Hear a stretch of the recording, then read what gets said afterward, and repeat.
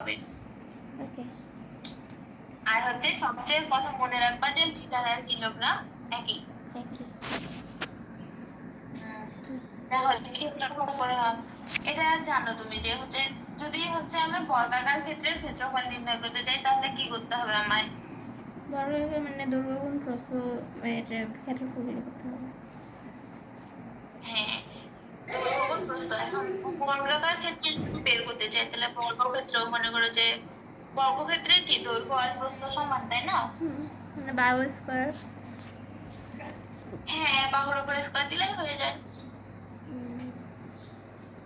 আর আয়তক্ষেত্রের ক্ষেত্রে আয়তক্ষেত্রের ক্ষেত্রে হচ্ছে যে দৈর্ঘ্য গুণ প্রস্থ। হ্যাঁ, আর ত্রিভুজের ক্ষেত্রফল সমান হাফ ইন্টু ভূমি গুণ উচ্চতা। হ্যাঁ হয়েছে, এটা তোমার দেখারই দরকার নেই। আর ক্ষেত্রফলের একক মানে ক্ষেত্রফল পরিমাপের এককের সময় আমরা সব সময় কি নিব? মিটার।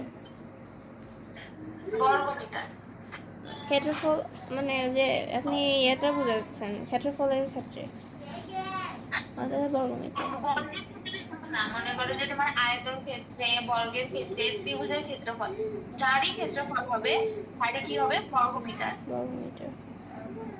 হ্যাঁ, আর যদি আয়তন বলে কি বলবে বলো দেখি? মানে কি বলছে আয়তন। আয়তন তাহলে সে বর্গ সরি ঘন মিটার। হ্যাঁ, ঘন মিটার। এটাও অনেক বুদ্ধিমান বা ভালো স্টুডেন্ট পাইছি। আমি আর না লজ্জা লাগতেছে। সমস্যা নেই, ভয় লাগতেছে বুঝতে পারতেছি।